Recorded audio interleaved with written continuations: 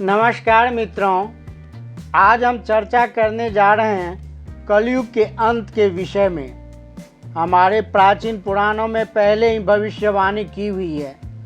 कलयुग का प्रभाव कैसा होगा, कलयुग में मनुष्य का व्यवहार कैसा होगा, कलयुग की स्त्रियां कैसी होगी, कलयुग में मनुष्य का आकार और आयु कितनी होगी, कलयुग में पाप और पुण्य की परिभाषा क्या होगी, कलयुग में मुक्ति पाने के कौन से मार्ग होंगे तथा कलयुग का अंत कैसे होगा आदि के विषय में हमारे प्राचीन पुराणों में कलयुग की भविष्यवाणी की गई है।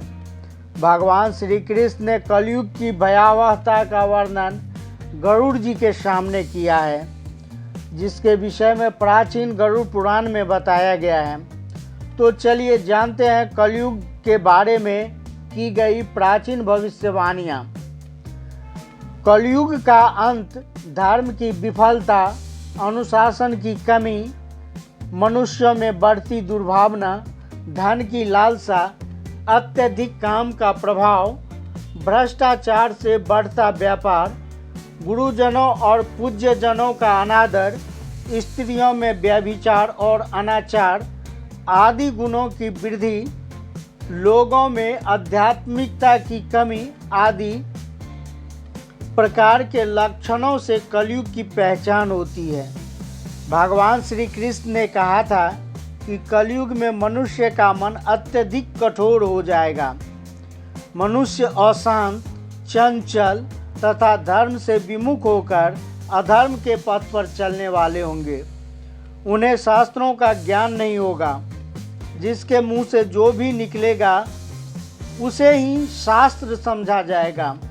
कलयुग के अंत में अधर्म और आसुरी शक्तियों का विनाश होगा और पुनः नए युग का आरंभ होगा, अर्थात फिर से सतयुग का आरंभ होगा। सृष्टि का यह चक्र चलता रहेगा। चारों युगों में कलयुग अंतिम युग है। सबसे पहले सतयुग, उसके बाद त्रेता युग, फिर द्वापर युग और अंत में कलयुग। महाभारत के युद्ध के पश्चात कलयुग का आगमन पृथ्वी पर हुआ। यह युग धार्मिक और आध्यात्मिक में सबसे कम प्रगति करने वाला माना जाता है। मान्यता के अनुसार आज से 3137 साल पहले महाभारत का युद्ध हुआ और कलयुग का आरंभ इस युद्ध के 35 वर्ष पश्चात हुआ, अर्थात भगवान श्री कृष्ण के अपने धाम जाने के बाद हुआ। श्री कृष्ण कहते हैं, कलयुग में लोग अपने स्वार्थ को ही सर्वोपरि मानेंगे। धर्म का त्याग करके मटेरियलिस्टिक उद्देश्य को पाने के लिए जी जान से कोशिश करेंगे। धर्म में विश्वास न होने के कारण लोग अन्यायपूर्वक आचरण करेंगे। यदि हम आज के समय में देखें तो पाप इतना बढ़ चुका है, मानो ऐसा लगता है कि कलयुग का अंत अब निकट आ चुका है। लेकिन कुछ विद्वानों के अनुसार यह तो बस शुरुआत है। आगे कलयुग और भी भयानक रूप लेने वाला है। कलयुग के उस भयानक रूप को देखने की क्षमता आज के मनुष्यों के अंदर नहीं है। जब कलयुग का अंत समय निकट आएगा तो ऐसी ऐसी भयावह चीज़ें दिखाई पड़ेगी। मनुष्य का रूप इतना विकृत और भयानक हो जाएगा कि वह मनुष्य कम पिशाच ज़्यादा दिखाई देगा।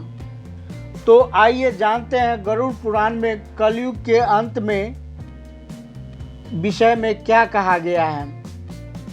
गरुड़ पुराण के अनुसार एक बार गरुड़ जी ने भगवान श्री कृष्ण से पूछा, हे प्रभु, चारों युगों में कलयुग को ही सबसे भयंकर और दुख कारक माना गया है। इस कलयुग का अंत कैसे होगा और कलयुग का अंत निकट आने पर कौन सा संकेत दिखाई देंगे। तब भगवान श्री कृष्ण ने गरुड़ जी को कलयुग के अंत के समय मिलने वाले भयानक संकेतों के बारे में बताया है। जब पृथ्वी पर चारों तरफ ऐसे संकेत दिखाई दे तो मनुष्य को समझ जाना चाहिए कि कलयुग का अंत निकट आ चुका है और अब सृष्टि का अंत प्रलय से होगा। सबसे पहला संकेत भगवान श्री कृष्ण के अनुसार कलयुग का समय निकट आने पर मनुष्य की आयु घटकर केवल 20 वर्ष शेष रह जाएगी। 12 वर्ष की आयु में ही मनुष्य के बाल पक जाएंगे। उसका शरीर अत्यंत ही कमजोर और सफ़ेद रंग का होगा। कलयुग के अंत में स्त्री 8 या 9 वर्ष में ही संतान को जन्म देगी। कलयुग की औरतें बहुत ही क्षीण और छोटे शरीर वाली लेकिन अधिक भोजन करने वाली होगी।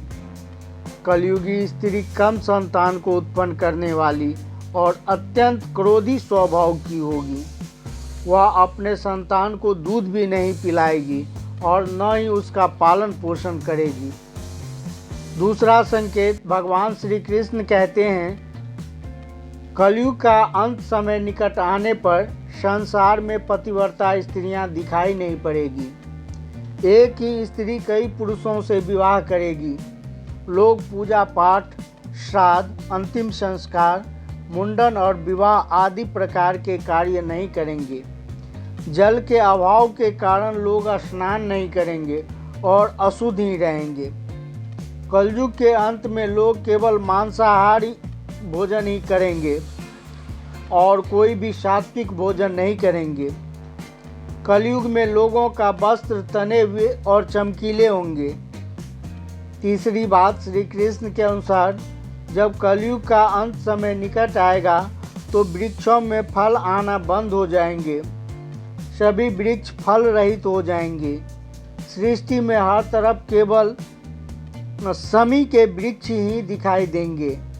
मनुष्य शाकाहार छोड़कर केवल मांसाहार का ही भक्षण करेंगे। कलयुग का भोजन तामसी और रोग उत्पन्न करने वाला होगा। इसी कारण लोग जल्दी ही बूढ़े होकर मर जाएंगे। कलयुगी मनुष्य गाय की पूजा करना बंद कर देंगे। सभी गायों के मांस खाएंगे।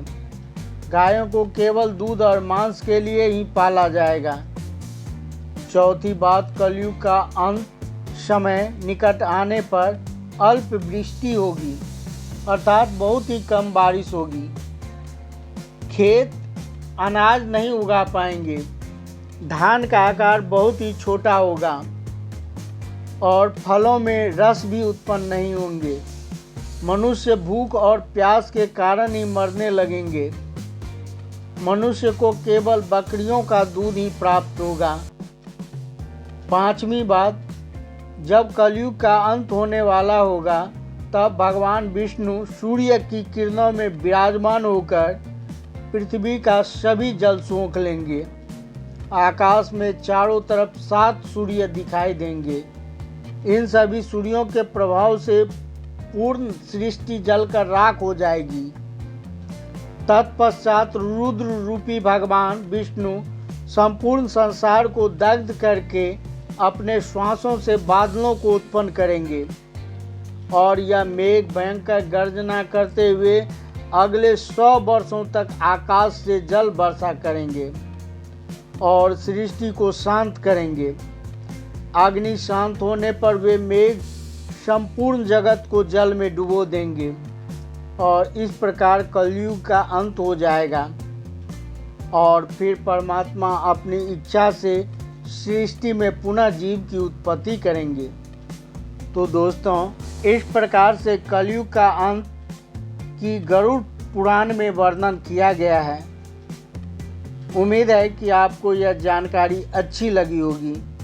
तो मित्रों, चैनल को सब्सक्राइब करना न भूलें, साथ ही वीडियो को लाइक तथा शेयर अवश्य ही करें। वीडियो के अंत तक बने रहने के लिए धन्यवाद। जय हिंद, जय भारत।